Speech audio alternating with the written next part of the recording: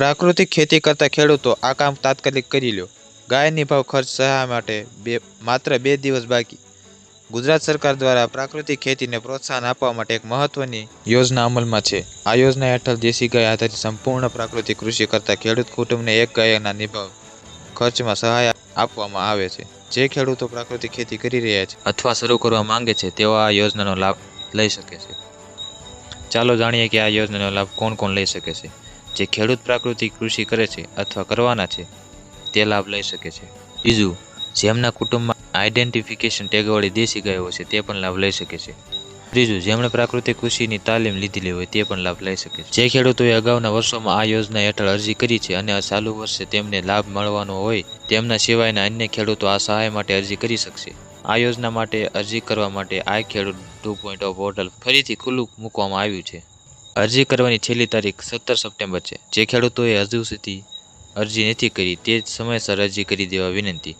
આ સહાયથી ખેડૂતોને પ્રાકૃતિક ખેતી અપનાવવામાં અને દેશી ગાયના પાલન માટે મોટી મદદ મળશે। જો તમે આ યોજના માટે પાત્ર છો તો તાત્કાલિક આઈ ખેડૂત પોર્ટલ પર અરજી કરીને આ લાભનો અવશ્ય લાભ મેળવો।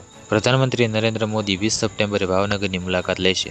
આ દરમિયાન તેઓ અનેક મહત્વપૂર્ણ પ્રોજેક્ટ્સનું ઉદ્ઘાટન અને શિલાન્યાસ કરશે અને જનતાને સંબોધિત કરશે। પ્રધાનમંત્રીની આ મુલાકાત ગુજરાત માટે ખાસ માનવામાં આવે છે। તેમાં બંદર અને જળ પરિવહન ક્ષેત્રની ઘણી યોજનાઓને આગળ વધારવામાં આવશે। આ યોજનાઓ બંદરો, શિપિંગ અને જળમાર્ગ મંત્રાલય, ગુજરાત મેરીટાઈમ બોર્ડ અને અન્ય રાજ્યોમાં મેરીટાઈમ બોર્ડ સાથે સંબંધિત છે। પ્રધાનમંત્રી નરેન્દ્ર મોદીના જન્મદિવસ નિમિત્તે દિલ્હીની રેખા ગુપ્તા સરકાર એક મહત્વપૂર્ણ યોજના શરૂ કરવા જઈ રહી છે।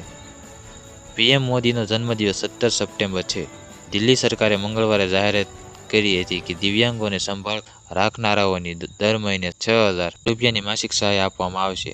મુખ્યમંત્રી રેખા ગુપ્તાએ જણાવ્યું હતું કે લાયક દિવ્યાંગોને સંભાળ, તબીબી અને અન્ય જરૂરી સેવાઓનો ખર્ચ પહોંચી વળવા માટે દર મહિને 6,000 રૂપિયા મળશે। અમદાવાદ શહેરમાં ગુનાખોરી વધી રહી છે, જેમાં હત્યાના બનાવ સૌથી વધ્યા છે।